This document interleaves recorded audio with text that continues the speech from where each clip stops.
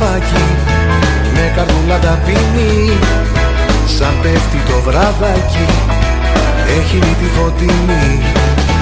Οι φίλοι του λαμπιώνει, τον φωνάζουν και γελούν, τη μύτη του στο χιόνι κρύβει όταν του μιλούν.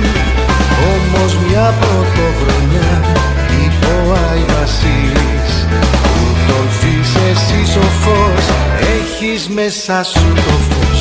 Τα λάφια στο κοπάδι χαμηλώσανε τα αυτιά, τώρα πάλι σαν χάδι είναι όλον η μάτια.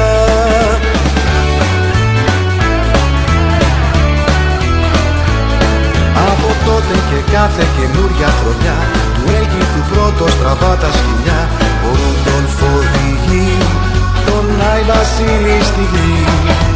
Ρούντολφ το ελαφάκι, με καρδούλα ταπεινή, σαν πέφτει το βράδακι, έχει μύτη φωτεινή.